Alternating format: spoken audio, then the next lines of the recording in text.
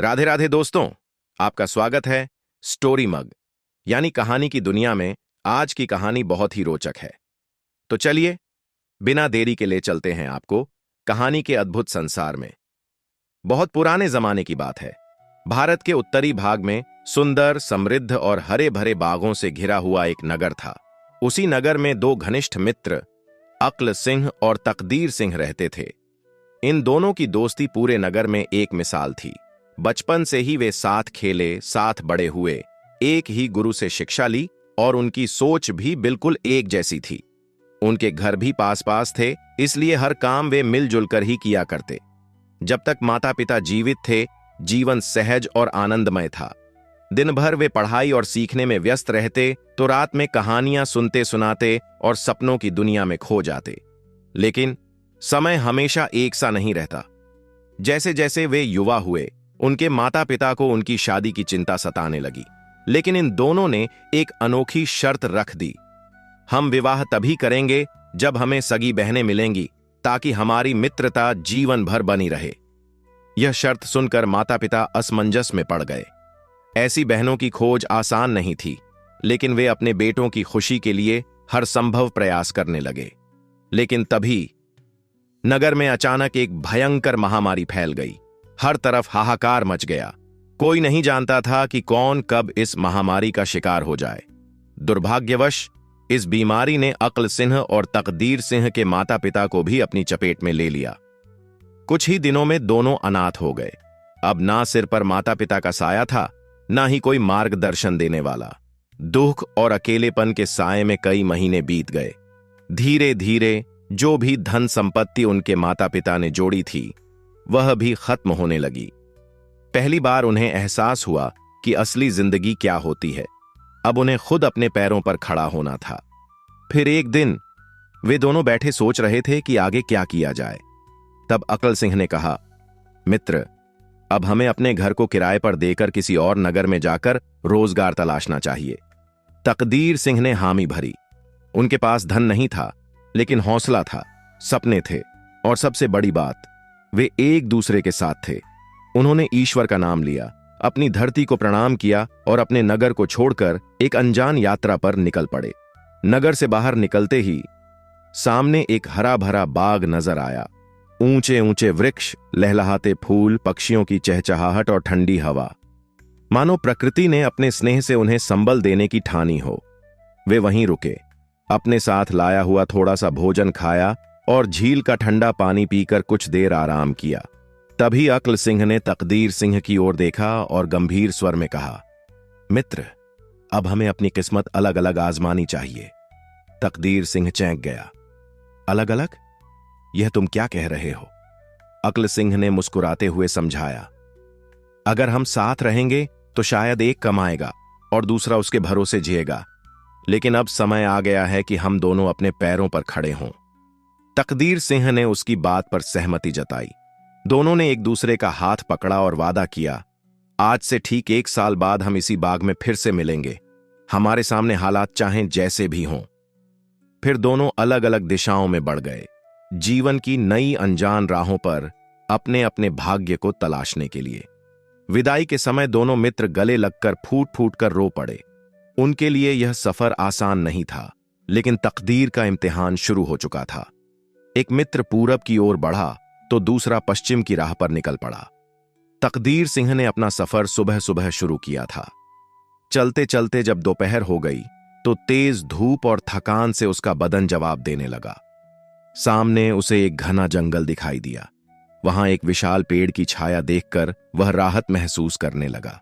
उसने सोचा, थोड़ी देर यहां आराम कर लूं, फिर आगे बढ़ूंगा।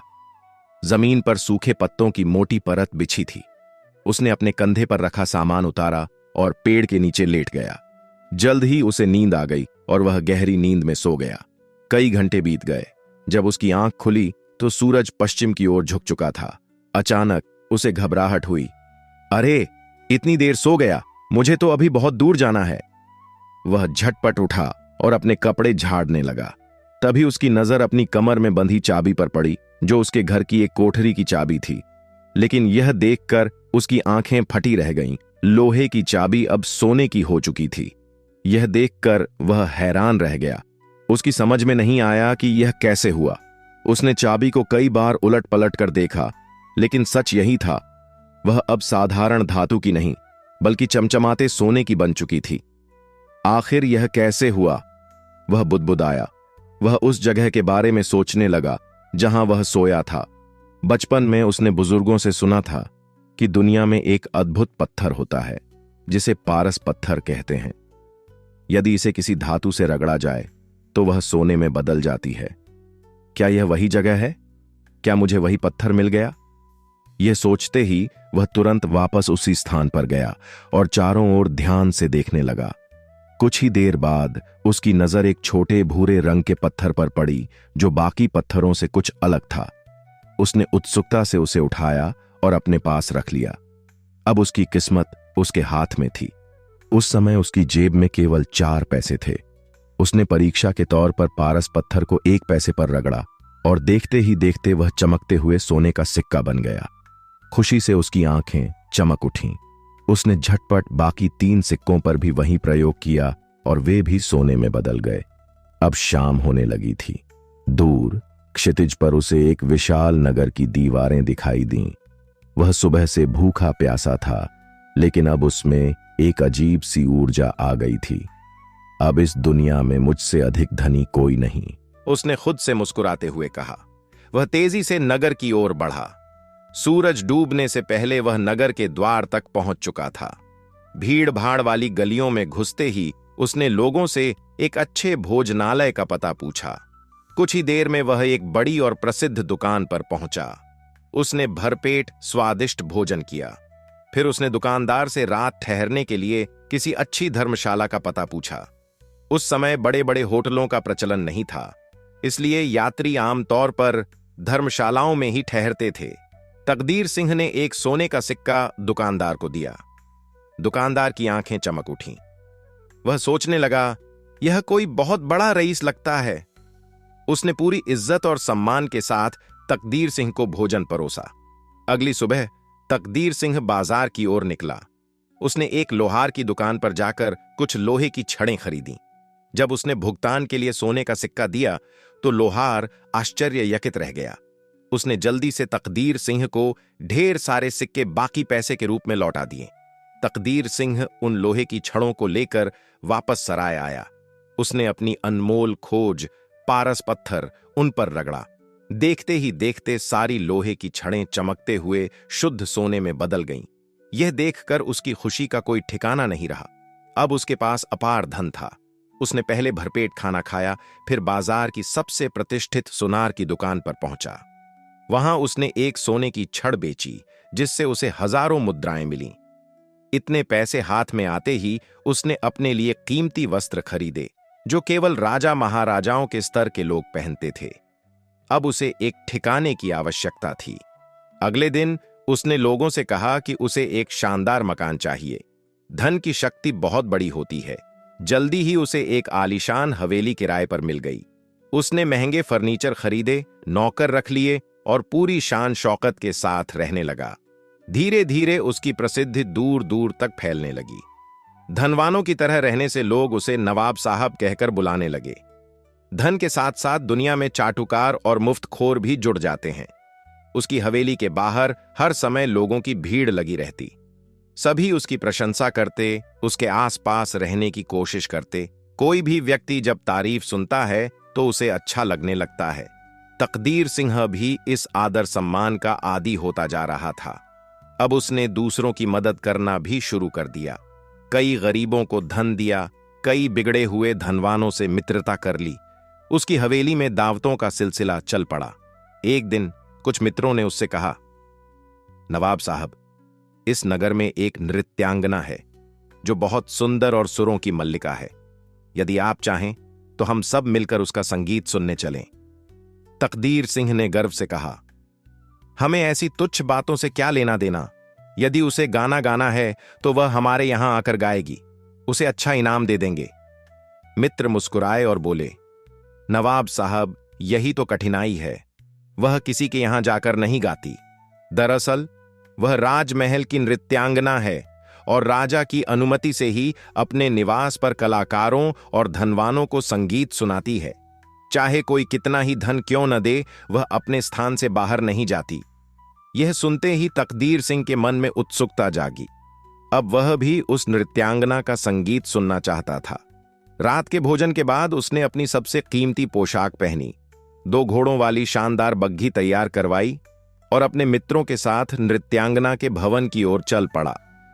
जैसे ही तकदीर सिंह अपनी सजी हुई बग्घी से उतरा, मोहिनी जान और उसकी बूढ़ी मां ने गर्मजोशी से उसका स्वागत किया।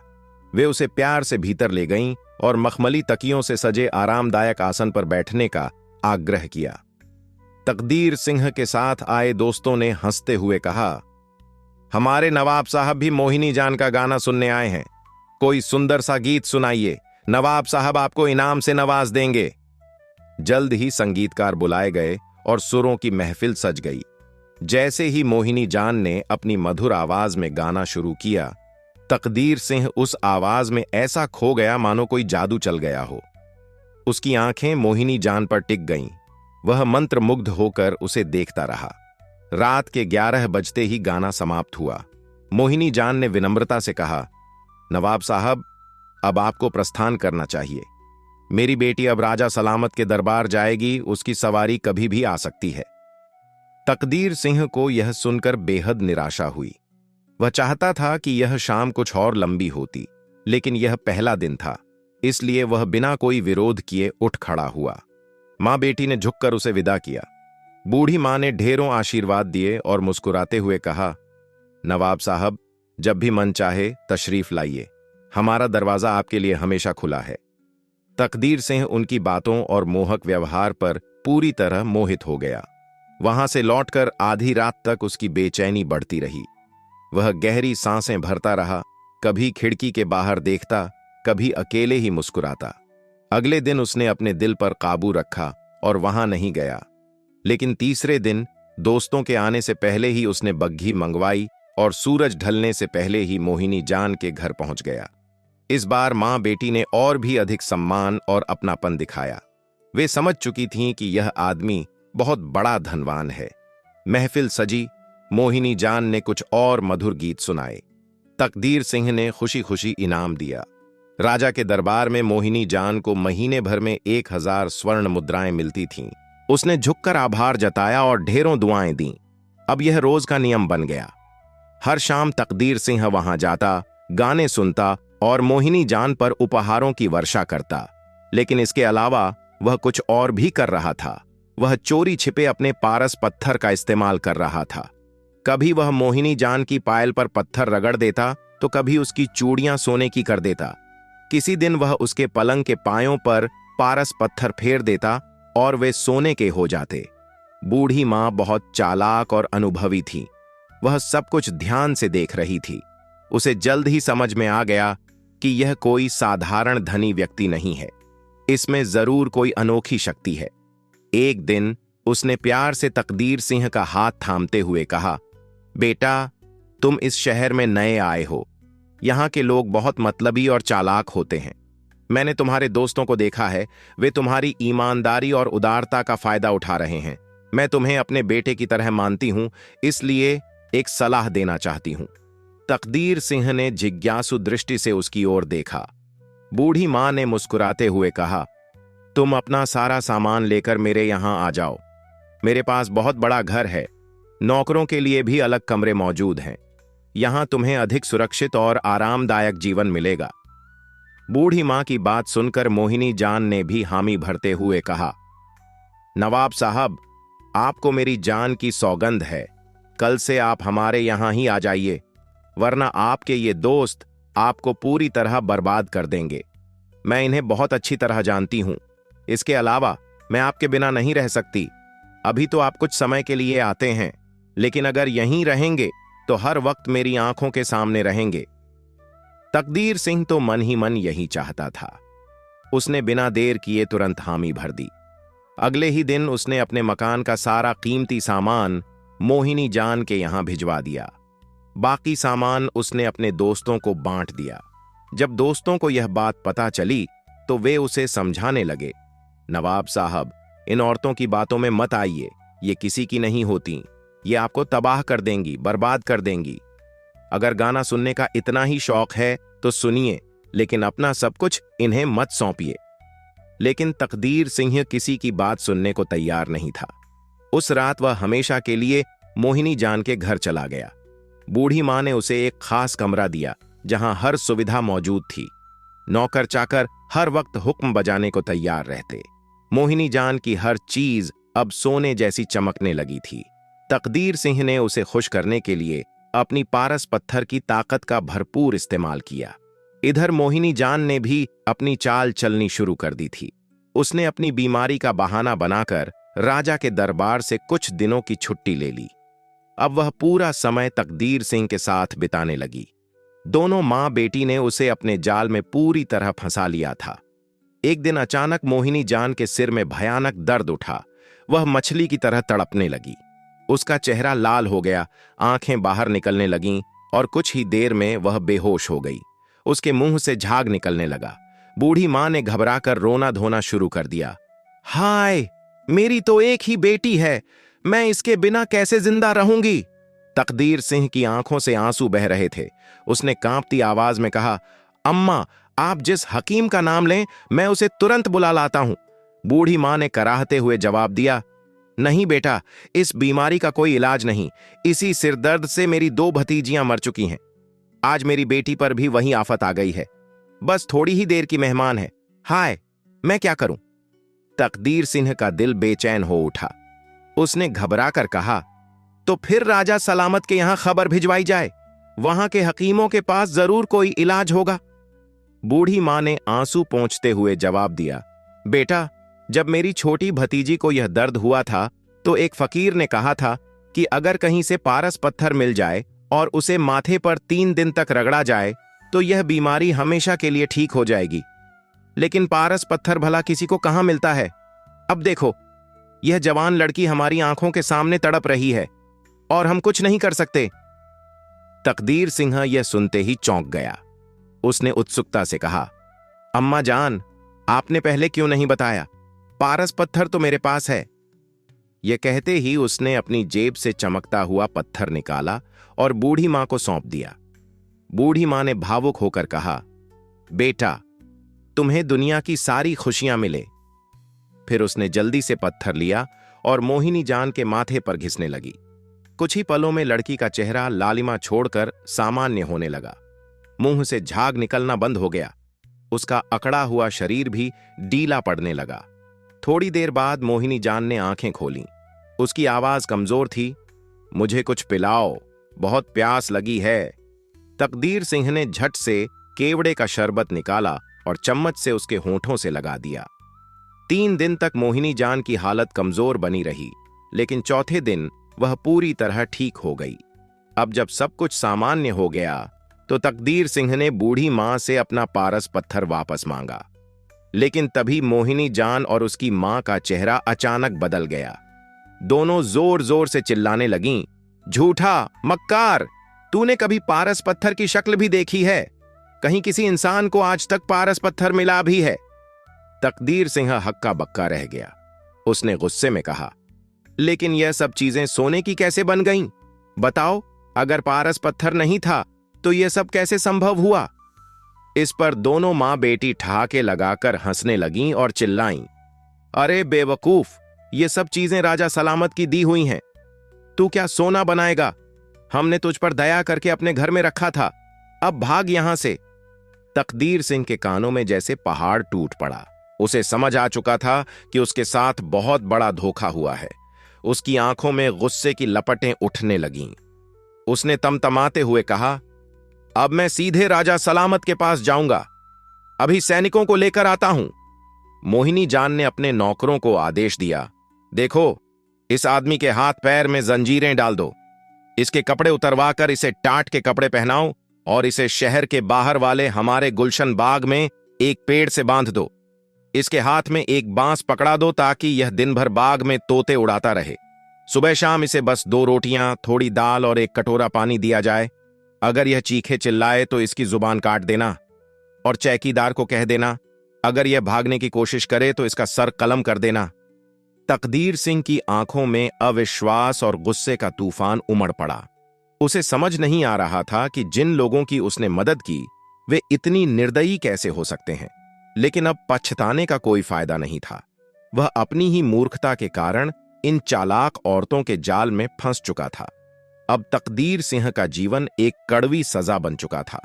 पूरा दिन वह बाग में तोते उड़ाता, लेकिन कोई उससे बात करने नहीं आता। बाग के फाटक पर हमेशा एक चौकीदार बैठा रहता था जो उस पर नजर रखता था। उधर अक्ल सिंह अपने सफर पर निकल चुका था। वह पूरब दिशा की ओर जा रहा था। पूरा दिन चलते चलते शाम हो गई। आगे एक शहर की ऊंची दीवारें दिखने लगीं, लेकिन जब तक वह शहर के फाटक तक पहुंचा, दरवाजा बंद हो चुका था। कोई और उपाय न देख उसने सोचा, ठीक है, सुबह नए शहर में अच्छे से प्रवेश करूंगा। वह वहीं जमीन पर लेट गया। सफर की थकान इतनी थी कि उसे तुरंत नींद आ गई। सुबह जब उसकी आंख खुली तो उसने देखा कि पास ही एक छोटी सी बस्ती है। वह वहां पहुंचा और कुएं के पास जाकर मुंह हाथ धोया। उसके पास एक जोड़ी साफ कपड़े थे जिसे पहनकर वह तैयार हो गया। अक्ल सिंह दिखने में सुंदर और आकर्षक था। अब वह पूरी तरह तरोताजा होकर शहर की गलियों में घूमने लगा। उसकी जेब में सिर्फ 4 आने थे। उसने एक छोटी भोजनशाला में जाकर पेट भर भोजन किया और फिर शहर की चहल पहल देखने निकल पड़ा। एक मुख्य सड़क पर पहुंचकर उसने देखा कि लोग एक तरफ अदब से खड़े हो रहे हैं। सभी बड़े सम्मान से साइड में हो गए थे। यह देखकर उसे हैरानी हुई। उसने पास खड़े एक व्यक्ति से पूछा, भाई, ये सब लोग यहां क्यों खड़े हो गए हैं? उस व्यक्ति ने उत्तर दिया, इस समय हमारे मंत्री साहब सैर करके वापस लौट रहे हैं। हम सब उन्हें सलाम करने के लिए खड़े होते हैं। थोड़ी देर बाद 4 घोड़ों वाली एक भव्य सवारी धीरे धीरे सड़क से गुजरने लगी। लोग सिर झुकाकर सलाम करने लगे। अक्ल सिंह ने भी उनके साथ सिर झुकाकर प्रणाम किया। मंत्री ने जब अक्ल सिंह को देखा तो उसकी पोशाक और हाव भाव से समझ गया कि वह इस शहर में नया व्यक्ति है। उसने तुरंत अपनी सवारी रुकवाई और उसे पास बुलाकर उसका हालचाल पूछा। अक्ल सिंह की आंखों में आंसू भर आए। वह धीमे स्वर में बोला, क्या कहूं हुजूर। इसके बाद वह कुछ नहीं बोल सका। उसने अपना चेहरा अपने गमछे से ढक लिया और फूट फूट कर रोने लगा। मंत्री एक दयालु व्यक्ति था। वह समझ गया कि यह कोई ऊंचे खानदान का युवक है जो किसी बड़ी विपत्ति में फंस गया है, इसलिए अपना हाल बताने से हिचक रहा है। मंत्री ने उसे सांत्वना दी और कहा, चिंता मत करो, आओ मेरी सवारी में बैठ जाओ। अक्ल सिंह ने सिर झुकाकर आभार व्यक्त किया और मंत्री की बग्घी में बैठ गया। रास्ते में मंत्री ने कहा, बेटा, घबराने की कोई बात नहीं। आज मैं तुम्हें राजा के दरबार में ले चलूंगा और तुम्हारे लिए कोशिश करूंगा कि वहां तुम्हें कोई उचित स्थान मिल जाएगा। मंत्री अक्ल सिंह को अपने घर ले गया। वहां उसने उसे राज दरबार के लिए उपयुक्त वस्त्र पहनाए और फिर अपने साथ राजमहल ले गया। राजा के समक्ष पहुंचकर मंत्री ने अक्ल सिंह की पूरी स्थिति बताई। राजा ने भी वही प्रश्न किया, कौन हो तुम, कहां से आए हो? अक्ल सिंह ने फिर से वही उत्तर दिया, क्या कहूं महाराज। इतना कहकर वह फिर रो पड़ा। राजा को अक्ल सिंह की दशा देखकर दया आ गई। उसने उसे दिलासा दिया और उसकी शिक्षा दीक्षा के बारे में पूछताछ करने के बाद उसे अपने विशेष सलाहकारों में शामिल कर लिया। राजमहल में पहले से ही कई अनुभवी दरबारी थे, लेकिन अक्ल सिंह की जैसी बुद्धि और तेजस्विता उनमें किसी में नहीं थी। राजा ने उसे रहने के लिए एक सुंदर महल और कई सेवक प्रदान कर दिए। अक्ल सिंह का जीवन अब शाही ठाट बाट से पूर्ण गया। सुबह से दोपहर तक वह दरबार में राजा के साथ बैठता, लोगों की बातें सुनता और उन पर गहराई से विचार करता। वह अत्यंत चतुर था और जल्द ही उसने यह समझ लिया कि दरबार में 2 लोग ऐसे हैं जिनका व्यवहार कुछ सही नहीं है। पहला व्यक्ति था राजकोष का रखरखाव करने वाला और दूसरा नगर का कोतवाल। अक्ल सिंह को शक हुआ कि राजकोषाध्यक्ष चोरी कर रहा है और नगर का कोतवाल महिलाओं को तंग करता है। अपने शक को जांचने के लिए उसने एक उपाय किया। शाम के समय वह वेश बदलकर नगर की गलियों में निकल जाता और लोगों की समस्याएं सुनता। धीरे धीरे उसने पूरी सच्चाई जान ली। एक दिन जब राजा अपने दरबार अक्ल सिंह के साथ शतरंज खेल रहे थे, तो अक्ल सिंह ने अवसर देखकर राजा को सब कुछ बता दिया। राजा ने कहा, हमें पहले भी इन दोनों के बारे में शिकायतें मिली हैं। अगर हम चाहें तो तुरंत इन्हें दंडित कर सकते हैं, लेकिन ये दोनों बहुत पुराने और अनुभवी दरबारी हैं। इसके अलावा मेरे स्वर्गवासी पिता की सीख थी कि बिना ठोस प्रमाण के किसी को सजा नहीं देनी चाहिए। राजा कुछ पल सोचकर बोला, तुम्हारा कहना है कि राजकोषाध्यक्ष ने आधा खजाना खाली कर दिया और कोतवाल नगर की महिलाओं को प्रताड़ित कर रहा है। यह सब हम सहन नहीं कर सकते। कल सुबह ही हम इन दोनों को उनके अपराधों की उचित सजा देंगे। अक्ल सिंह ने हाथ जोड़कर विनती करते हुए कहा, महाराज, मैं इन दोनों का उत्तरदायित्व स्वयं लेता हूं। यदि ईश्वर ने चाहा तो राजकोष फिर से भर जाएगा और नगर का कोतवाल अपने पापों से सदा के लिए तौबा कर लेगा। राजा ने हल्की मुस्कान के साथ कहा, हमें तुम्हारी बुद्धिमत्ता पर भरोसा है, लेकिन याद रखना ये लोग बहुत चतुर और अनुभवी हैं। तुम किस प्रकार इन्हें सही राह पर ला सकते हो? अक्ल सिंह मुस्कुराया और बोला, राजन, उपाय ऐसा होना चाहिए कि सांप भी मर जाए और लाठी भी न टूटे। अक्ल सिंह ने राजा से कहा, हुजूर, कल जब कोतवाल दरबार में आए और आपको प्रणाम करें तो आप उनकी ओर क्रोध से देखें और फिर मुंह फेर लें। बस फिर मैं अपनी चाल चलूंगा। राजा मुस्कुराए और बिना कुछ कहे सहमति में सिर हिला दिया। अगले दिन जब कोतवाल दरबार में उपस्थित हुआ और राजा को प्रणाम किया तो राजा ने उसकी ओर गुस्से से देखा और तुरंत मुंह फेर लिया। कोतवाल हक्का बक्का रह गया। उसने महसूस किया कि कुछ बड़ा अनर्थ होने वाला है। कुछ देर तक वह दरबार में सहमा हुआ बैठा रहा, फिर अपनी तबीयत का बहाना बनाकर जल्दी ही वहां से निकल गया। शाम होते ही अक्ल सिंह एक चिंतित और गंभीर मुद्रा बनाए कोतवाल के घर पहुंचा। वह अक्सर वहां आता जाता था और वहां का माहौल देख चुका था। नाच गाना, मदिरापान, शाही भोज और षड्यंत्रों की योजनाएं। लेकिन आज वहां का वातावरण अलग था। कोतवाल गंभीर मुद्रा में बैठा हुक्का पी रहा था। जैसे ही उसने अक्ल सिंह को देखा, वह तुरंत खड़ा हो गया और व्यग्रता से बोला, भाई अक्ल सिंह, तुम तो राजा के खास सलाहकार हो। बताओ, आज राजा मुझसे नाराज क्यों थे? अक्ल सिंह ने अपने रूमाल से आंखें पोंछते हुए गहरी सांस ली और बोला, क्या कहूं कोतवाल साहब, मैं तो स्वयं भयभीत हूं। अनजान व्यक्ति हूं, कहीं मेरी बारी भी ना आ जाए। जो सजा राजा सलामत ने आपके लिए तय की है, उसे सुनकर मेरे रोंगटे खड़े हो गए हैं। इसलिए आपको चेतावनी देने आया हूं। कोतवाल अधीर होकर बोला, क्या बात है? स्पष्ट कहो। अक्ल सिंह ने धीमे स्वर में कहा, परसों सबके सामने आपको 100 कोड़े लगाए जाएंगे और फिर उम्र भर के लिए कारागार में डाल दिया जाएगा। किसी गुप्तचर ने राजा से झूठी बातें कह दी हैं कि आप अमुक अमीर की बेटी का अपहरण करने वाले हैं और रिश्वत लेकर अन्याय करते हैं। कहा गया है कि नगरवासी आपसे तंग आ चुके हैं। यह सुनते ही राजा को भयंकर क्रोध आया और आपके आते ही उन्होंने दरबारियों पर क्रोध निकाला। यह सुनते ही कोतवाल के होश उड़ गए। उसका मुंह पीला पड़ गया। कांपती आवाज में वह बोला, भाई अक्ल सिंह, कुछ उपाय करो। यह मेरी प्रतिष्ठा का प्रश्न है। तुम बुद्धिमान हो। मैंने सुना है कि राजा तुम्हारी राय को पसंद करते हैं और उस पर अमल भी करते हैं। मुझे बचा लो, मैं जीवन भर तुम्हारा आर्णी रहूंगा।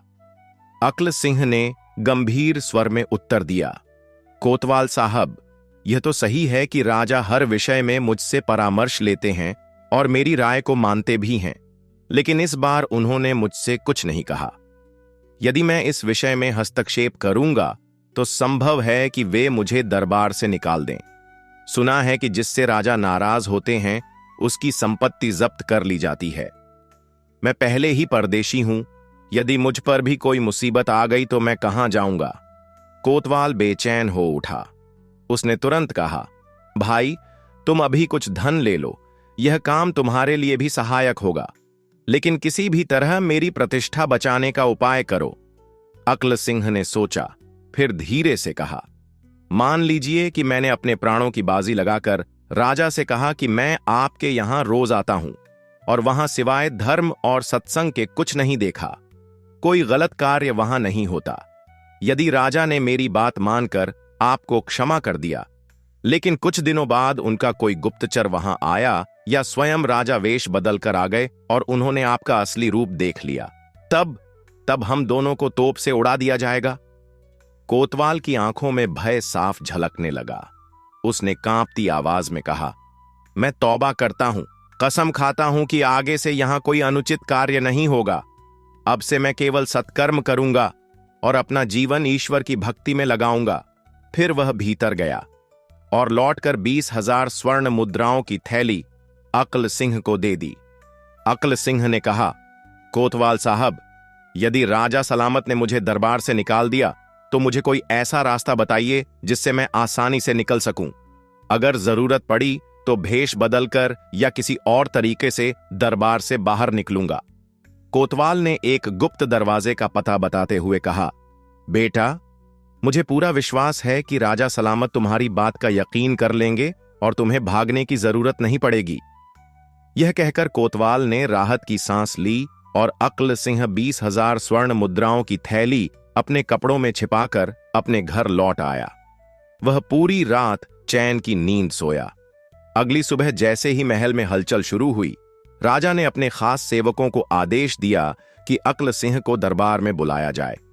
अक्ल सिंह तुरंत दरबार पहुंचा और राजा के सामने पूरी घटना का विस्तार से वर्णन किया। उसने कहा, हुजूर, अब कोतवाल साहब ने पूरी तरह से तौबा कर ली है। वह वादा कर चुके हैं कि अब से अपनी बाकी जिंदगी ईश्वर की भक्ति में बिताएंगे और किसी भी गलत काम में शामिल नहीं होंगे। मेरी आपसे एक विनती है, जब कोतवाल दोबारा सलाम के लिए हाजिर हों तो कृपया मुस्कुराकर उनका अभिवादन स्वीकार करें। वह बहुत डरे हुए हैं और इससे उनका भय समाप्त हो जाएगा। राजा ने मुस्कुराते हुए कहा, हम भी नहीं चाहते कि हमारे पिता के शासनकाल के पुराने सेवकों का अपमान हो। अक्ल सिंह ने हाथ जोड़कर कहा, हुजूर, यह पूरा मामला इस तरह से सुलझ गया कि किसी को इसकी भनक तक नहीं लगी। यहां तक कि मंत्री साहब को भी इसका पता नहीं चला। राजा ने संतोष की मुद्रा में सिर हिलाया। अक्ल सिंह दरबार से बाहर निकला और अपने घर चला गया। उसने दरबार जाने की तैयारी शुरू कर दी। इस बार वह सबसे पहले दरबार में पहुंचा। कुछ देर बाद कोतवाल भी वहां पहुंचा, लेकिन उसका चेहरा बुझा हुआ था। उसकी हालत किसी गंभीर बीमार व्यक्ति जैसी लग रही थी।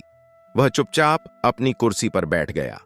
दरबारियों ने उसकी खराब हालत देखकर उससे हालचाल पूछा तो उसने बीमारी का बहाना बना दिया।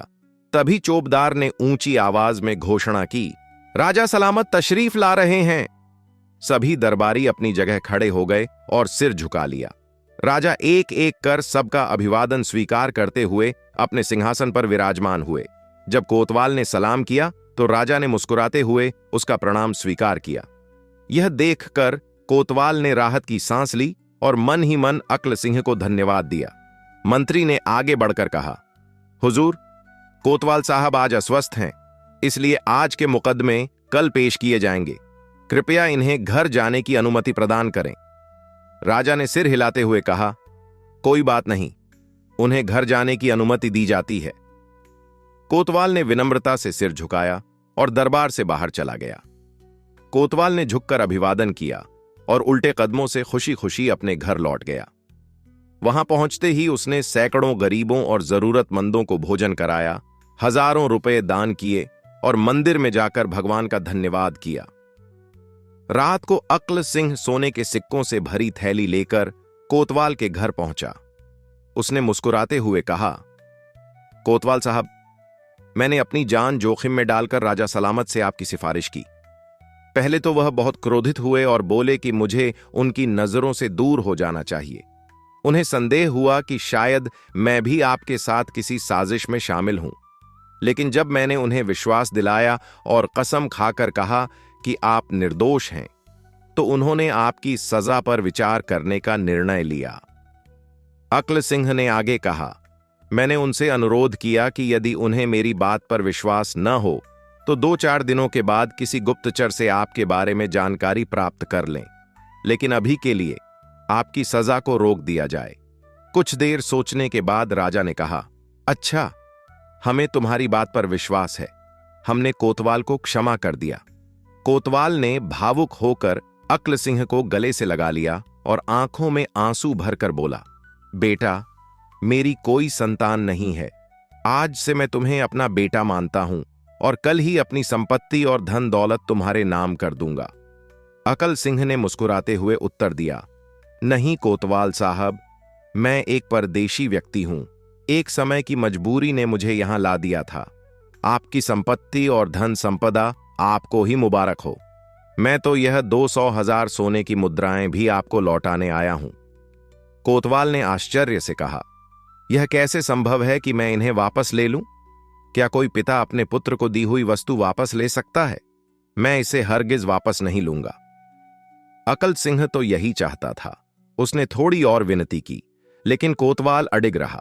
अंततः अकल सिंह मुस्कुराते हुए थैली लेकर अपने घर लौट गया। अब उसकी नजरें खजांची पर थीं। एक सप्ताह के बाद अकल सिंह ने राजा से कहा, हुजूर, कल सुबह जब खजांची अभिवादन के लिए उपस्थित हो तो आप उसी प्रकार क्रोध और नाराजगी से उसकी ओर देखें जैसे आपने कोतवाल को देखा था। आज रात मैं उसके पास जाऊंगा। ईश्वर ने चाहा तो खजाने में जवाहरात और सोने की मुद्राएं लौट आएंगी। राजा ने प्रसन्न होकर कहा, अकल सिंह, वास्तव में यह तुम्हारे ही योग्य कार्य था कि तुमने कोतवाल जैसे व्यक्ति को सुधार दिया। हम स्वयं वेश बदल कर गए थे और हमने देखा कि वह सचमुच प्रार्थना में लीन था और उसके चारों ओर सभ्य लोग बैठे थे। अकल सिंह ने विनम्रता से हाथ जोड़कर कहा, हुजूर की कृपा से यह संभव हुआ। मेरी तो कोई औकात ही नहीं। अगले दिन दरबार लगा। जैसे ही खजांची ने झुककर राजा को प्रणाम किया, राजा ने उस पर गंभीर और कठोर दृष्टि डाली और बिना कुछ कहे आगे बढ़ गए। यह देखते ही खजांची के होश उड़ गए। वह बुजुर्ग व्यक्ति था। उसके हाथ पांव कांपने लगे, लेकिन वह अपनी कुर्सी पर चुपचाप बैठा रहा। उसके मन में भय समा गया। उसे यकीन हो गया कि किसी न किसी तरह राजा को उसके कारनामों की खबर लग चुकी है। जब दरबार समाप्त हुआ तो खजांची लड़खड़ाते हुए अपनी गाड़ी में बैठा और घर की ओर चल दिया। उसकी बेचैनी बढ़ती जा रही थी। रात हुई तो अचानक अकल सिंह उसके घर पहुंचा। खजांची बिस्तर पर लेटा हुआ बेचैनी से करवटें बदल रहा था। जैसे ही उसने अकल सिंह को देखा, वह घबराकर उठकर बैठ गया और कहा, आओ बेटा, मैं खुद तुम्हारे पास आने ही वाला था, लेकिन हिम्मत नहीं जुटा पा रहा था। आज दरबार में राजा ने मुझे जिस नजर से देखा, वैसी नजरें उन्होंने पहले कभी मुझ पर नहीं डाली थीं। मेरे दिल की धड़कन तेज हो गई है। अगर तुम्हें कुछ पता हो तो बताओ, आखिर राजा मुझसे इतने नाराज क्यों हैं? मैं बहुत परेशान हूं। अकल सिंह ने गंभीर स्वर में कहा, खजांची साहब, क्या बताऊं, राजा सलामत बहुत नाराज हैं। कल सुबह मंत्री साहब के साथ खजाने का निरीक्षण करने जाएंगे। किसी ने उन्हें खबर दी है कि कुछ बेशकीमती रत्न और सोने की अशर्फियां खजाने से गायब हो चुकी हैं। कल किसी भी वक्त राजा सलामत मंत्री साहब और कोतवाल साहब को लेकर खजाने का मुआयना करने पहुंचेंगे और आपको भी दरबार में बुलाया जाएगा। अगर हिसाब किताब में गड़बड़ी पाई गई तो आपकी सजा बहुत कठोर होगी। आप उम्रदराज व्यक्ति हैं, इसीलिए मैंने सोचा कि आपको पहले से आगाह कर दूं। मैं यहां नौकरों के कपड़े पहनकर आया हूं ताकि किसी को शक न हो। खजांची घबरा गया। उसने कांपते हुए स्वर में कहा, बेटा, भगवान तुम्हारा भला करे। तुमने मुझे समय रहते सचेत कर दिया। सच कहूं तो मुझसे गलती हो गई थी। मैंने कुछ बहुमूल्य रत्न और सोना अपने पास रख लिया था, लेकिन अब मैं पछता रहा हूं। कृपया मेरी मदद करो। तुम राजा के खास लोगों में से हो। मैं आज रात ही चोरी का सारा धन और जवाहरात वापस खजाने में पहुंचा दूंगा।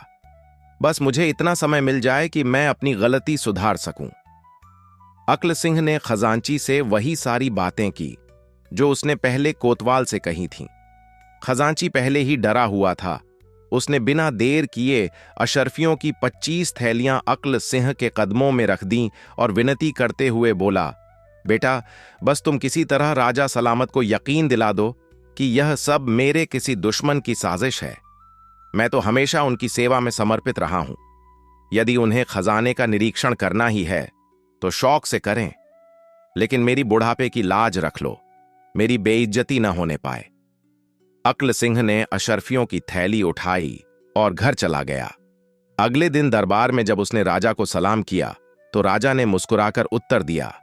दूसरी ओर खजांची के चेहरे पर चिंता की लकीरें थीं, लेकिन राजा के नरम व्यवहार ने उसे राहत दी। दरबार समाप्त होने पर राजा ने कहा, हम खजाने का निरीक्षण करना चाहते हैं। खजांची हाथ जोड़कर बोला, हुजूर, जब भी आपका हुक्म हो मैं तैयार हूं। परंतु उस दिन भी राजा ने निरीक्षण नहीं किया। खजांची के मन का भय धीरे धीरे समाप्त होने लगा। समय बीतता गया और अब अक्ल सिंह को अपना घर छोड़े लगभग 1 वर्ष हो चला था। उसे अपने मित्र तकदीर सिंह की बहुत याद आ रही थी और यह जानने की भी बेचैनी थी कि वह कहाँ है, किस हाल में है। एक दिन उसने मंत्री से विनती की, हुजूर, कृपया राजा सलामत से कहकर मुझे 1 महीने की छुट्टी दिलवा दें। मेरा छोटा भाई कहीं दूर अपनी तकदीर आजमाने निकला था। मैं उसे खोजकर अपने साथ लाना चाहता हूं ताकि उसे अपने पास रख सकूं। आप मेरे संरक्षक हैं। मुझे उम्मीद है कि आप इस कठिन समय में मेरी मदद जरूर करेंगे। मंत्री अक्ल सिंह को बहुत पसंद करता था। वह मन ही मन चाहता था कि अपनी बेटी का विवाह अक्ल सिंह से कर दे, परंतु वह पहले उसे परखना चाहता था। जब उसने सुना कि अक्ल सिंह का एक भाई भी है तो उसे और प्रसन्नता हुई। उसकी 2 बेटियां थीं और वह चाहता था कि दोनों का विवाह एक ही परिवार में हो ताकि वे साथ रहें। उसने सोचा, यदि अक्ल सिंह का भाई भी उतना ही योग्य और समझदार हुआ तो दोनों भाइयों से मेरी बेटियों का विवाह हो सकता है।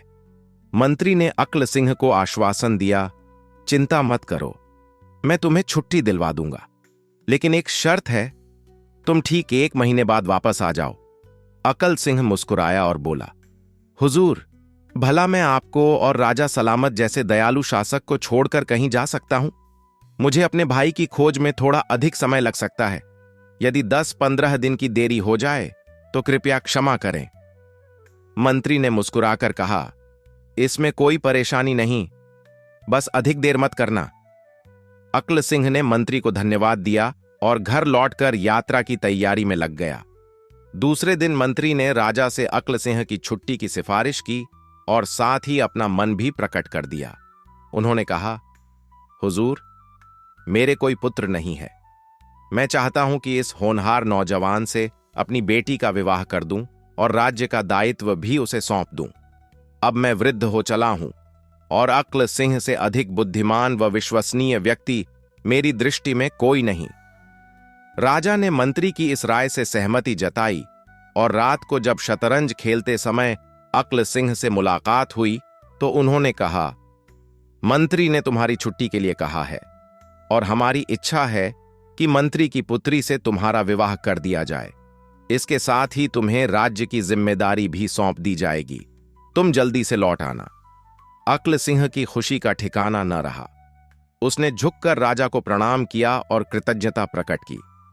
फिर वह अपने घर पहुंचा और उसी रात मंत्री से मिलने गया।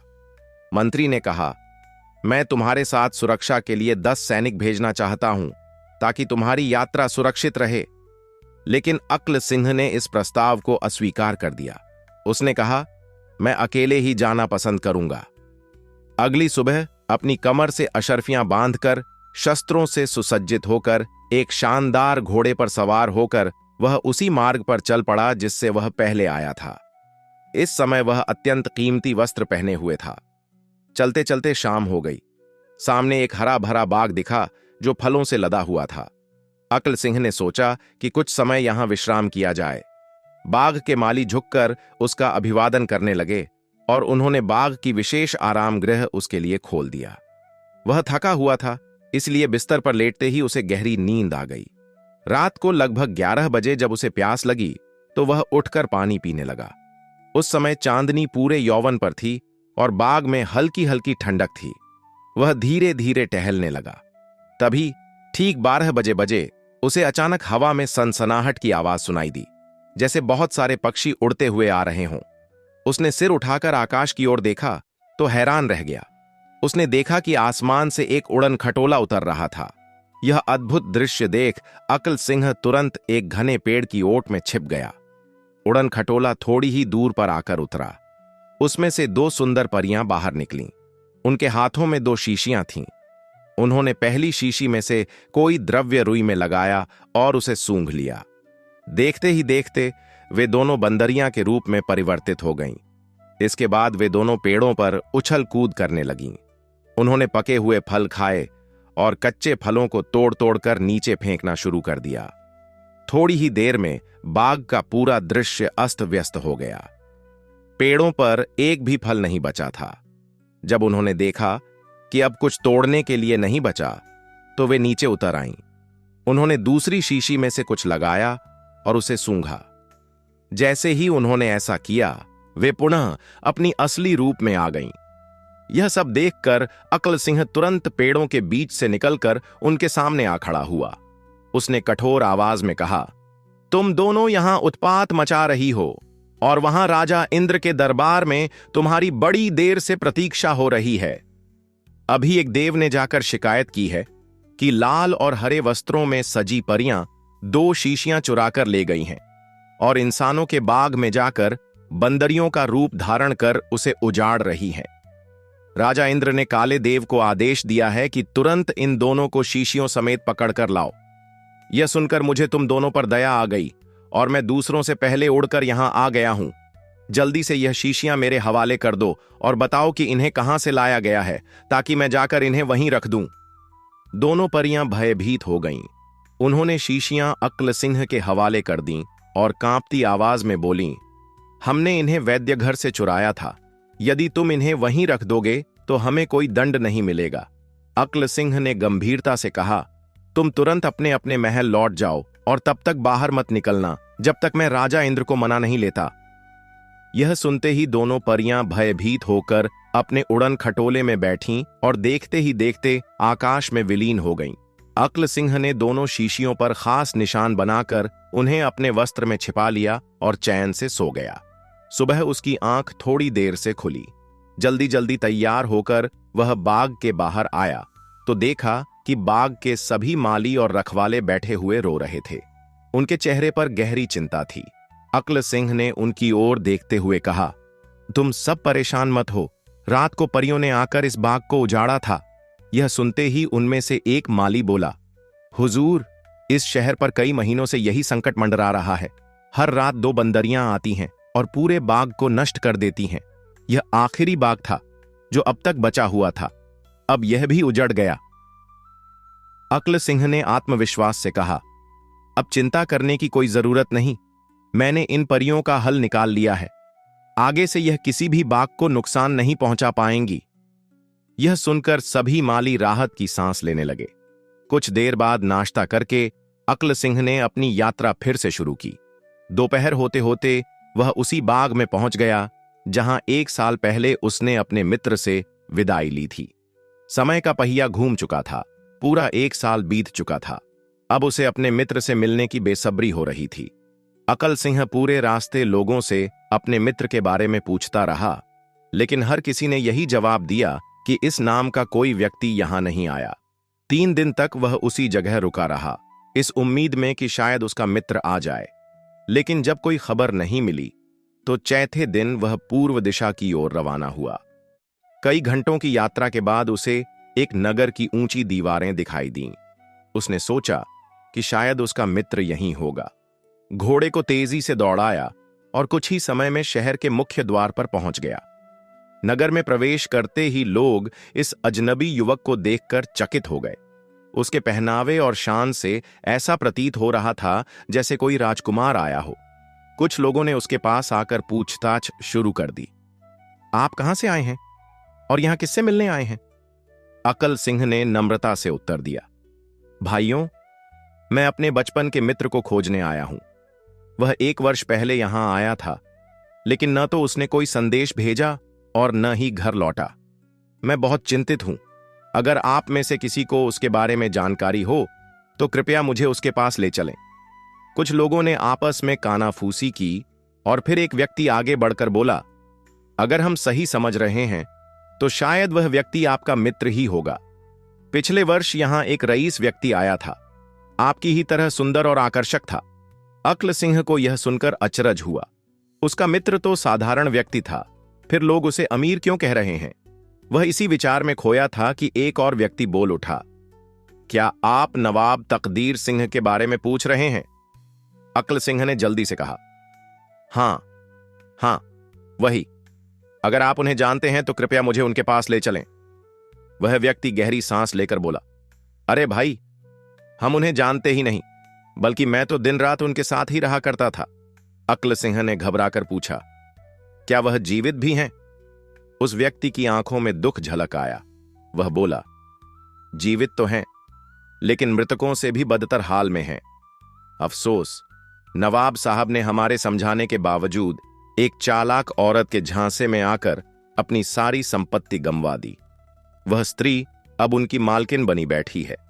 उसने नवाब साहब को फटे पुराने कपड़े पहना दिए हैं और अपने बाग में तोते उड़ाने के काम पर लगा दिया है। दिन भर उनके हाथ में एक बांस रहता है और वह बस तोते उड़ाते रहते हैं। पहले उनके पैरों में जंजीरें बंधी रहती थीं, पर अब सुना है कि उन्हें थोड़ी आजादी मिल गई है। फिर भी बाग के दरवाजों पर कड़ी पहरेदारी रहती है और कोई उनसे मिलने नहीं जा सकता। यह सुनते ही अक्ल सिंह की आंखों में आंसू आ गए। लेकिन उससे भी बड़ी हैरानी यह थी कि उसके भाई के पास इतनी संपत्ति आई कहां से। वे दोनों तो घर से खाली हाथ निकले थे। अक्ल सिंह ने उस व्यक्ति से बाग का पता पूछा और सीधा वहां पहुंच गया। वह एक शाही पोशाक में था और घोड़े पर सवार था। जैसे ही उसने बाग के प्रवेश द्वार पर पहुंचकर उतरने की कोशिश की, चौकीदार ने अदब से कहा, हुजूर, इस बाग में किसी को अंदर जाने की अनुमति नहीं है।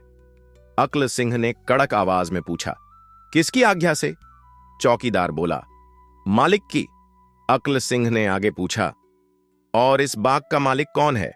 चौकीदार ने सिर झुकाकर उत्तर दिया, हुजूर, मोहिनी जान साहिबा इस बाग की मालकिन है। अक्ल सिंह ने सोचा कि बिना किसी झगड़े के यह काम आसानी से निकालना ही ठीक रहेगा। उसने चौकीदार को कुछ सिक्के दिए और मुस्कुराते हुए कहा, यह बात किसी से मत कहना। मैं बस बाग की सैर करने आया हूं और जल्दी ही लौट जाऊंगा। चौकीदार एक गरीब आदमी था। उसने सपने में भी इतने सिक्के नहीं देखे थे। उसने झुककर सलाम किया और बोला, हुजूर, आप शौक से बाग में घूम सकते हैं, मैं किसी से कुछ नहीं कहूंगा। अक्ल सिंह बाग के भीतर चला गया। उसने एक पेड़ के पास अपने घोड़े को बांधा और आगे बढ़ा।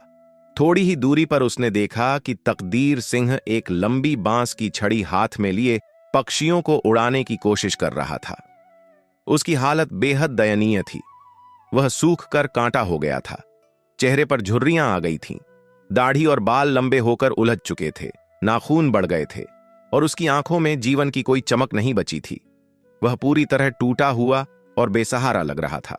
अपने मित्र की यह दशा देखकर अक्ल सिंह की आंखों में आंसू आ गए। बड़ी मुश्किल से उसने खुद को संभाला और धीरे धीरे उसके पास पहुंचा, लेकिन तकदीर सिंह उसे पहचान नहीं सका। उसने सोचा कि यह कोई अमीर व्यक्ति होगा जो किसी बड़े राज्य का राजकुमार होगा, इसलिए उसने झुककर सलाम किया। अक्ल सिंह ने झट से उसे गले लगा लिया और भावुक होकर बोला, क्या तुमने मुझे पहचाना नहीं? मैं तुम्हारा बचपन का साथी और दोस्त अक्ल सिंह हूं। यह सुनते ही तकदीर सिंह फूट फूट कर रोने लगा। दोनों मित्र देर तक गले लगे रहे और रोते रहे।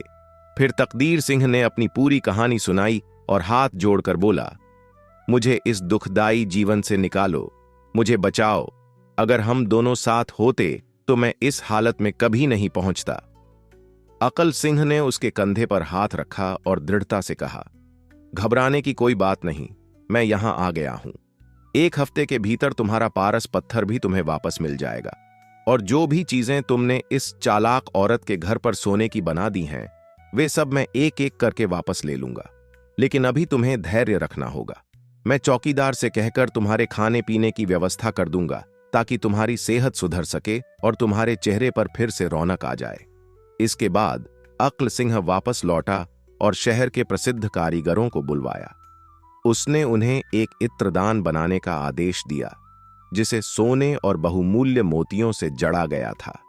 इसके अलावा उसने अपनी दुकान में बढ़िया से बढ़िया इत्र रखवाए और पूरे शहर में इसका प्रचार किया। कुछ ही दिनों में उसकी इत्र की दुकान पूरे शहर में मशहूर हो गई। इत्र के शौकीन लोग दूर दूर से खरीदारी के लिए आने लगे। वह हर ग्राहक को पहले एक छोटी शीशी उपहार में देता था, जिससे लोग और अधिक आकर्षित होते। धीरे धीरे उसकी चर्चा पूरे नगर में फैल गई। अंततः यह खबर मोहिनी जान तक भी पहुंच गई। उसने अपने खास सेवक को भेजकर कहलवाया कि नई नई सुगंधें और सुंदर इत्रदान लेकर हमारे महल आओ। पहले तो अक्ल सिंह ने इनकार कर दिया और संदेश भेजा, जिसे खरीदना हो वह मेरी दुकान पर आ सकता है।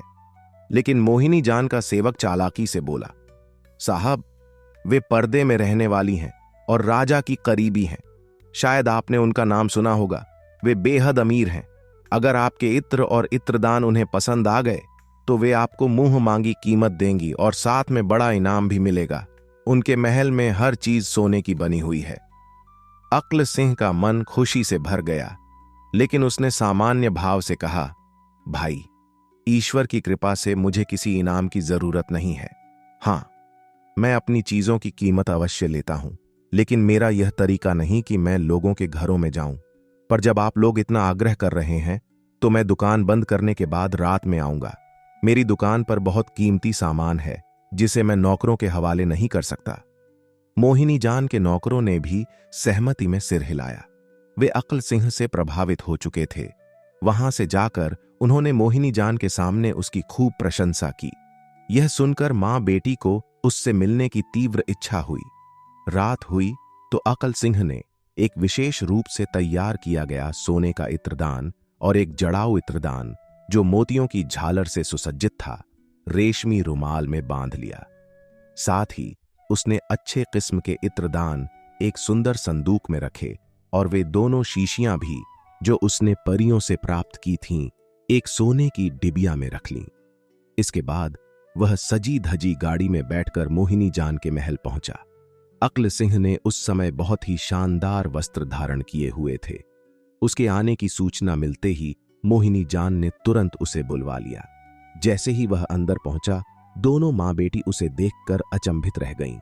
वे सोचने लगीं कि एक साधारण इत्र बेचने वाला व्यक्ति इतनी शान और शौकत से कैसे रह सकता है। अक्ल सिंह ने एक नजर उनके भव्य महल पर डाली। हर चीज सोने से जड़ी हुई थी। यह देखकर उसका मन क्रोध और पीड़ा से भर उठा। उसे उस व्यक्ति की याद आई जिसकी मेहनत से यह सब वैभव उनके पास आया था, लेकिन वही आज कष्ट भोग रहा था। मोहिनी जान की मां ने कालीन की ओर इशारा करते हुए कहा, सौदागर साहब, आप खड़े क्यों हैं? बैठिए। मोहिनी जान भी बोली, हम कब से आपकी प्रतीक्षा कर रहे थे। जरा अपने इत्रदान रखिए, इत्र तो दिखाइए।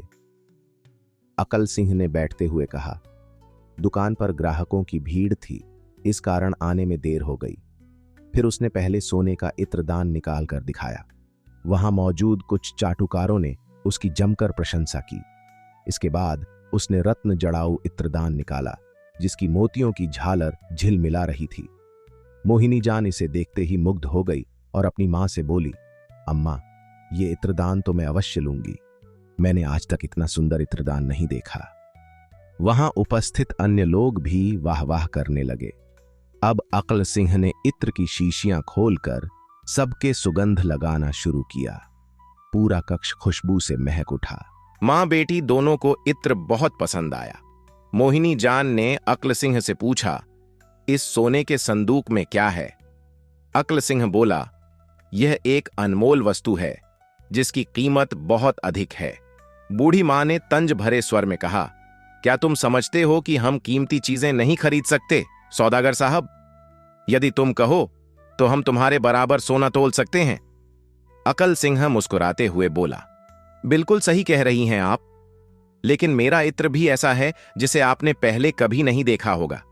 यह कोई साधारण इत्र नहीं, बल्कि परिलोक से लाई गई एक नायाब खुशबू है।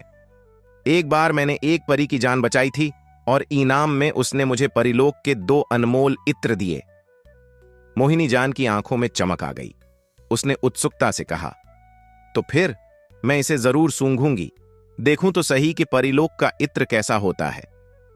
अक्ल सिंह ने हल्की मुस्कान के साथ कहा, मोहिनी जान, मैं आपको यह इत्र सिर्फ सूंघा सकता हूं, लेकिन इसे बेचूंगा नहीं। मोहिनी जान जिद करने लगी, अरे पहले सूंघाइए तो सही, फिर देखेंगे। अक्ल सिंह ने अपनी कमर से सोने की चाबी निकाली और धीरे से इत्र से भरी संदूकची खोली। उसने एक रुई की फाहे को इत्र में भिगोया और उसे मोहिनी जान की ओर बढ़ा दिया। जैसे ही मोहिनी जान ने इत्र को सूंघा, उसके शरीर में अजीब सी हरकत हुई। अगले ही पल वह स्त्री से बंदरिया में बदल गई। सबसे पहले उसने अपनी मां के बाल पकड़कर खींचने शुरू कर दिए। फिर जो भी वहां मौजूद था उन पर झपटने लगी। लोग भयभीत होकर इधर उधर भागने लगे। कमरे में अफरा तफरी मच गई। मोहिनी जान की मां सिर पकड़कर चिल्लाने लगी, हे भगवान, मेरी बच्ची को क्या हो गया? कोई इसे ठीक करो, इसे इंसान बनाओ। कमरे में भगदड़ मच गई थी। नौकर चाकर डर कर भाग खड़े हुए। इधर मोहिनी जान किसी पागल जानवर की तरह चीजें तोड़ रही थी। उसकी मां सिर पीटते हुए अक्ल सिंह की ओर दौड़ी और रोते हुए बोली, भगवान के लिए मेरी बच्ची को पहले जैसा बना दो। मैंने तुझे क्या बिगाड़ा था जो तुझे मेरी बच्ची के साथ ऐसा करना पड़ा? अक्ल सिंह ने गंभीर स्वर में कहा, मैंने पहले ही कहा था कि यह परीलोक की चीज है। यह तुम्हारी बेटी की जिद थी कि वह इसे जरूर सूंघेगी। अब अगर तुम चाहती हो कि वह फिर से इंसान बने तो जो तुम्हारे पास पारस पत्थर है वह मुझे सौंप दो। बुढ़िया यह सुनकर घबरा गई और गुस्से में बोली, पारस पत्थर? हमारे पास कोई पारस पत्थर नहीं है। तुम हम पर झूठा इल्जाम लगा रहे हो। अक्ल सिंह ठहाका मारकर हंसा और बोला, झूठ मत बोल बुढ़िया। परी ने खुद मुझे बताया था कि पारस पत्थर तेरे पास है। अगर तू नहीं देना चाहती तो रहने दे, मगर याद रख, तेरी बेटी अब हमेशा बंदरियां ही बनी रहेगी। यह कहकर अकल सिंह ने अपनी चीजें समेटनी शुरू कर दी। उस दौरान बंदरियां बनी मोहिनी जान अपनी मां के चेहरे पर हमला कर चुकी थी, जिससे उसका चेहरा लहू लुहान हो गया। बुढ़िया रोते हुए अकल सिंह की ओर मुड़ी और गिड़गिड़ाते हुए बोली, ठहरो, मैं अभी पारस पत्थर लाती हूं। अक्ल सिंह रुका रहा। बुढ़िया दौड़कर अपने बक्से के पास गई, उसे खोला और कांपते हाथों से एक छोटा चमकता हुआ पत्थर निकाल लाई। पत्थर अक्ल सिंह को थमाते हुए बोली, ये लो पारस पत्थर, लेकिन मेरी बच्ची को बंदर से इंसान बना दो। अक्ल सिंह ने पत्थर लेकर अपनी चांदी की डिबिया पर घिसा। कुछ ही पलों में वह चांदी का डिब्बा सोने में बदल गया। उसकी आंखों में चमक आ गई। उसे विश्वास हो गया कि यह वही पारस पत्थर है जिसकी उसे तलाश थी। उसने बुढ़िया को घूरते हुए कहा, ओ धूर्त औरत, तूने एक ईमानदार आदमी को छल से मूर्ख बनाकर यह पत्थर छीन लिया और उसे अपने घर का गुलाम बना लिया। अब तेरी सजा यह होगी कि तेरी बेटी हमेशा के लिए बंदरियां बनी रहेगी। यह कहकर अक्ल सिंह मुड़कर चलने लगा। बुढ़िया उसके कदमों में गिर पड़ी और रोते हुए गिड़गिड़ाने लगी, भगवान के लिए मेरी बच्ची को इंसान बना दो। सिंह को बुलवा देती हूं, मुझ पर दया करो। इसी बीच बंदरियां बनी मोहिनी जान पूरे कमरे में उछल कूद मचा रही थी। चीजें इधर उधर गिरा रही थीं। अक्ल सिंह वहीं बैठ गया और बोला, पहले उस आदमी को बुलाओ जिसे तुमने छल से गुलाम बना रखा था। बुढ़िया ने अपने नौकरों को आवाज दी, लेकिन सब डर के मारे छिपे रहे। तब वह खुद सीढ़ियों से नीचे उतरी और एक नौकर से बोली, तुरंत बाग में जाकर तोते उड़ाने वाले को बुला ला और उसके लिए नए कपड़े भी लेते आना। इस टाट के चिथड़े उतरवा देना और उसे अच्छे कपड़े पहना देना। कुछ ही देर में तकदीर सिंह को नौकर लेकर आ गए। बुढ़िया ने कांपते स्वर में कहा, लो, यह आ गया। अब जल्दी से मेरी बेटी को इंसान बना दो। अक्ल सिंह ने मुस्कुराते हुए पारस पत्थर अपनी जेब में रख लिया। फिर उसने संदूकची खोली और उसमें से रुई निकालकर उस पर दूसरी शीशी में से कुछ बूंदें टपकाईं। वह धीरे धीरे बंदरियां की ओर बढ़ा। बंदरियां बनी मोहिनी जान ने अक्ल सिंह को देखते ही झपट्टा मारा, लेकिन अक्ल सिंह तैयार था। उसने तुरंत अपना जूता निकाला और कसकर 10 बार बंदरियां पर दे मारा। बुढ़िया चीख उठी, अरे, मेरी बच्ची को क्यों मारते हो? वह बहुत नाजों में पली है। अक्ल सिंह ने सख्त आवाज में कहा, और मेरा भाई भी बहुत नाजों में पला था, लेकिन तुम जैसी बदमाश औरत ने उसे गुलाम बना लिया। मैं कोई मामूली आदमी नहीं, राजा इंद्र का मंत्री हूं। अगर मैं चाहता तो अभी 2 सैनिकों को भी बुला लेता। वे तुम्हें और तुम्हारे राजा तक को पकड़कर कैद कर लेते। यह सुनते ही बुढ़िया थर थर कांपने लगी। वह रोते हुए तकदीर सिंह के पैरों में गिर पड़ी। बेटा, मुझे माफ कर दो। अपने भाई से कहो कि मेरी बच्ची को फिर से इंसान बना दे। अकल सिंह ने पूरी ताकत से बंदरियां को पीटा और फिर रुई को उसकी नाक से सटा दिया। कुछ ही क्षणों में वह अपनी असली मानव रूप में लौट आई। जैसे ही उसे अपनी हालत का एहसास हुआ, उसने मुंह ढककर रोना शुरू कर दिया। इधर अकल सिंह ने अपनी सारी चीजें समेटी और तकदीर सिंह को साथ लेकर कोठरी से बाहर आ गया। चलते चलते वह बुढ़िया की ओर मुड़ा और सख्त लहजे में बोला, अगर अब किसी सीधे साधे आदमी को धोखा देने की कोशिश की तो मैं फिर लौटूंगा और इस बार तुम दोनों को सदा के लिए बंदरियां बना दूंगा। फिर वह सीधा सड़क पर आया, एक गाड़ी किराए पर ली और अपनी दुकान की ओर रवाना हो गया। दुकान पहुंचते ही उसने अपना सामान समेटा और सराय की ओर निकल पड़ा, जहां वह ठहरा था। रात होते ही उसने तकदीर सिंह के सिर के बेतरतीब बाल काटकर ठीक किए, उसकी बड़ी हुई दाढ़ी को करीने से छोटा किया। अब उसकी शक्ल इंसानों जैसी लगने लगी थी, हालांकि उसका शरीर अभी भी कमजोर नजर आ रहा था। रात भर वे अपने सामान को व्यवस्थित करने में लगे रहे और सुबह होते ही निकलने की तैयारी करने लगे। तकदीर सिंह ने कहा, भाई इतनी जल्दी क्यों कर रहे हो? कल इत्मीनान से चलेंगे। अकल सिंह हंसते हुए बोला, अरे मेरे दोस्त, इतनी मुसीबतें झेलने के बाद भी तुम्हें अक्ल नहीं आई? अभी मैंने अपनी चतुराई से उस बुढ़िया को डरा दिया है, लेकिन कौन जानता है कि सुबह होते ही वह राजा के दरबार में फरियाद लेकर न पहुंच जाए। अगर ऐसा हुआ तो हम दोनों गिरफ्तार हो जाएंगे और तुम्हारा पारस पत्थर फिर हाथ से जाता रहेगा। तकदीर सिंह ने सहमति में सिर हिलाया और बोला, हां भाई, तुम सही कह रहे हो। मोहिनी जान तो राजा की सेविका है, अगर उसने फरियाद कर दी तो बच निकलना मुश्किल हो जाएगा। यह सोचकर वे रात के अंधेरे में ही निकल पड़े। अक्ल सिंह ने तकदीर सिंह को अपने पीछे घोड़े पर बिठाया और सूरज उगने से पहले ही कई मील दूर निकल गया। दोपहर होते होते वे उसी बाग में पहुंचे जहां से दोनों ने अपनी यात्रा शुरू की थी। वहां कुछ देर विश्राम किया, कुछ खाया पिया और फिर अपने शहर की ओर रवाना हो गए। शाम होते होते वे अपने वतन पहुंच गए। जैसे ही मोहल्ले वालों को उनके लौटने की खबर लगी, सभी जमा हो गए। अक्ल सिंह को देखकर सबने खुशी जताई, मगर तकदीर सिंह की दुर्दशा देखकर अफसोस किया। रात को वे भोजन कर सो गए। सुबह होते ही अक्ल सिंह मकान की तलाश में निकल पड़ा।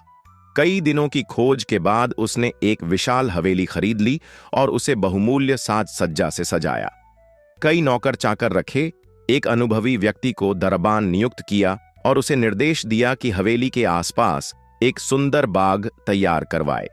इसके बाद उसने तकदीर सिंह की सेहत सुधारने पर ध्यान दिया। उसे पौष्टिक भोजन खिलाकर कुछ ही समय में पहले जैसा मजबूत और हृष्ट-पुष्ट बना दिया। अब दोनों अपने नए जीवन की तैयारी कर रहे थे। अक्ल सिंह और तकदीर सिंह अब अपनी नई जिंदगी में रम चुके थे। 1.5 महीने तक अपने घर को सजाने, संवारने और व्यवस्थाएं बनाने में लगे रहे। तकदीर सिंह को तो अब कहीं जाने की जरूरत ही महसूस नहीं होती थी, लेकिन अक्ल सिंह के मन में कुछ और ही विचार चल रहे थे। एक शाम जब दोनों भाई हवेली के आंगन में बैठे थे, तब तकदीर सिंह ने कहा, भाई, हमें अब कहीं जाने की जरूरत नहीं, आराम से यहीं रहेंगे और अपनी जिंदगी अच्छे से बिताएंगे। अकल सिंह मुस्कुराया और बोला, मेरा वादा था कि मैं वापस जाकर मंत्री और राजा का आभार प्रकट करूंगा। उन्होंने मेरा बहुत साथ दिया है। साथ ही राजा ने कहा था कि मंत्री की 2 बेटियां हैं और वे हम दोनों भाइयों का विवाह उनसे करवाना चाहते हैं। इसके अलावा उन्होंने मुझे अपने दरबार में मंत्री बनाने का भी प्रस्ताव दिया था। तकदीर सिंह ने कुछ सोचते हुए कहा, भाई, तुम्हारी बात सही है, पर क्या हमें वहां जाना चाहिए? हमें तो यहां सब कुछ मिल गया है। अकल सिंह ने गंभीर स्वर में कहा, भाई, ये मत भूलो कि तुमने अपनी बेवकूफी से पारस पत्थर गवा दिया था और 6 महीने तक गुलामों जैसी जिंदगी जी। अगर मैं समय पर न पहुंचता तो कुछ दिनों में तुम्हारा अंत निश्चित था, और अगर हम यहां ही रह गए तो क्या भरोसा कि भविष्य में तुम फिर किसी के झांसे में आकर वही गलती न दोहरा दो। इसीलिए सही दिशा में आगे बढ़ना जरूरी है। यदि भाग्य अच्छा हो तो हमें खुद भी सही निर्णय लेने चाहिए। थोड़ा रुककर अकल सिंह ने एक और बात कही, एक और महत्वपूर्ण बात। जब हम मंत्री की बेटियों से विवाह कर लेंगे तो यह मत करना कि उनकी हर चीज को पारस पत्थर से सोना बना दो। ऐसा करोगे तो लोग शक करने लगेंगे। अपनी ताकत और रहस्य को गुप्त रखना सबसे बड़ी समझदारी होती है। तुम पढ़े लिखे हो, इसलिए जो जिम्मेदारी मिले उसे ईमानदारी से निभाना। तकदीर सिंह ने सिर हिलाते हुए कहा, अब मैं तुम्हारी हर बात मानूंगा, बल्कि यह पारस पत्थर तुम ही अपने पास रखो। अक्ल सिंह हंसकर बोला, नहीं भाई, यह शायद मेरी किस्मत में ही नहीं। अगर होता तो यह मुझे ही मिलता। मेरी किस्मत में मेहनत करके कमाना लिखा है और मैं उसी से अपनी तकदीर बनाऊंगा। 1.5 महीने की तैयारियों के बाद दोनों भाई अपनी यात्रा के लिए निकले। वे कीमती वस्त्र पहने घोड़ों पर सवार होकर चले। जैसे ही वे उस नगर में पहुंचे, लोग अक्ल सिंह को पहचान गए और आदर से झुककर सलाम करने लगे। लोग समझ गए कि दूसरा युवक उसका भाई होगा। अक्ल सिंह सीधे मंत्री के महल पहुंचा और अपनी आमद की सूचना भिजवाई। मंत्री तुरंत बाहर आया और तकदीर सिंह को देखकर अत्यंत प्रसन्न हुआ। दोनों भाइयों को गले लगाकर बोला, हम तो समझ रहे थे कि तुम हमें भूल चुके हो। राजा ने कई बार तुम्हारे बारे में पूछा, मगर कोई बात नहीं, कभी कभी देर से आना भी सही ही होता है। अकल सिंह ने हाथ जोड़ते हुए कहा, जनाब, असल में मेरे भाई को ढूंढने में समय लग गया, इसके लिए क्षमा चाहता हूं। मंत्री मुस्कुराया और बोला, बेटा, इसमें क्षमा मांगने की कोई जरूरत नहीं। परदेश जाने वाले अक्सर देर से लौटते हैं। हमें बस इस बात की खुशी है कि तुम अपने वचन के पक्के निकले। अक्ल सिंह ने उत्तर दिया, जनाब, जब मैं अपने भाई के साथ वापस अपने देश पहुंचा तो वहां जाकर पता चला कि हमारे राजा का देहांत हो चुका है। यह वही राजा था जिसने हमारे पिता और पूरे परिवार को मार डालने का आदेश दिया था। सिर्फ हम दोनों भाई ही किसी तरह बचकर निकल पाए थे। अब उस राजा का बेटा गद्दी पर बैठा है। वह बहुत ही न्यायप्रिय और दयालु राजा है। उसने हमारी सारी संपत्ति और धन हमें लौटा दिया। वहां के लोगों ने हमें बहुत खोजा और फिर राजा ने हमें दरबार में बुलाया।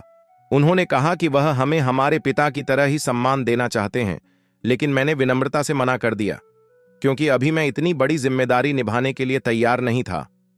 तकदीर सिंह अब तक चुपचाप बैठा यह सब सुन रहा था। तभी मंत्री ने उससे पूछा, बेटा, तुम्हारे पिता कौन से पद पर थे? अक्ल सिंह ने एक गहरी सांस ली और धीरे से कहा, जनाब, मेरे पिता वहां के मंत्री थे। मंत्री ने जब यह सुना कि अक्ल सिंह और तकदीर सिंह किसी बड़े खानदान से ताल्लुक रखते हैं, तो उसके चेहरे पर संतोष और प्रसन्नता झलकने लगी। उसने मन ही मन सोचा कि उसकी बेटियों के लिए ऐसे योग्य वर मिलना सचमुच सौभाग्य की बात है। अक्ल सिंह ने विनम्र स्वर में कहा, यह तो आपकी कृपा है जनाब, हमने तो बस अपनी जिंदगी के हालात बताए हैं। इसके बाद अक्ल सिंह ने विदा लेने की अनुमति मांगी। मंत्री ने स्नेहपूर्वक दोनों भाइयों को गले लगाया और शुभकामनाएं देते हुए कहा, तुम दोनों से मिलकर बहुत खुशी हुई। उम्मीद है कि आगे भी हमारी यह मित्रता बनी रहेगी। दोनों भाई घर लौटे तो नौकर पहले से ही सब व्यवस्था कर चुके थे। दरवाजे खुलते ही एक आरामदायक वातावरण ने उनका स्वागत किया। सफर की थकान उनके चेहरों पर साफ दिख रही थी। दोनों ने अपने अपने बिस्तर संभाले और गहरी नींद में खो गए। रात के सन्नाटे में जब तकदीर सिंह की आंख खुली तो उसने अक्ल सिंह को हल्के से झकझोरा और मुस्कुराते हुए बोला, यार, तुमने तो गजब की कहानियां गढ़ दी। अब हम मंत्री के बेटे बन गए। अक्ल सिंह ने ठहाका लगाया और बोला, अरे भाई, परदेश में कौन किसे जानता है? ये दुनिया बहादुर और चतुर लोगों की होती है। याद रखना, खुद को कभी किसी के सामने छोटा मत समझो। ऊपर वाले की कृपा से तुम्हारे पास पारस पत्थर है। तुम किसी भी मंत्री के बेटे से कम नहीं हो। तकदीर सिंह ने सिर हिलाया और मुस्कुराकर कहा, तुम्हारी बातों में दम तो है भाई। सुबह होते ही मंत्री ने राजा से अनुमति लेकर अपनी दोनों बेटियों का विवाह अक्ल सिंह और तकदीर सिंह से करा दिया। पूरे नगर में इस भव्य विवाह की चर्चा होने लगी। हर कोई कह रहा था कि दो भाग्यशाली युवकों को राजाओं जैसी बहुएं मिल गईं। शादी के कुछ दिन बाद अक्ल सिंह और तकदीर सिंह ने अपने शहर लौटने की इच्छा जताई। मंत्री और उसकी बेटियों ने उन्हें स्नेहपूर्वक विदा किया। जब वे अपने शहर पहुंचे तो लोगों ने बड़े हर्षोल्लास से उनका स्वागत किया। इसके बाद वे दोनों अपनी रानियों के साथ आनंदपूर्वक जीवन व्यतीत करने लगे। अक्ल सिंह की सूझबूझ और तकदीर सिंह की तकदीर ने उन्हें वैभव और सुख समृद्धि से भर दिया। प्रिय श्रोताओं, अगर आपको यह कहानी पसंद आई हो तो इसे लाइक करें और हमारे चैनल स्टोरी मग को सब्सक्राइब और दूसरों को शेयर करें। इसी तरह की अद्भुत दिलचस्प कहानियां सुनने के लिए हमारे साथ जुड़े रहें। हर मंगलवार और शुक्रवार शाम 7 बजे मिलते हैं एक नई कहानी के साथ। तब तक अपना और अपने परिवार का ख्याल रखें। खुश रहें। राधे राधे।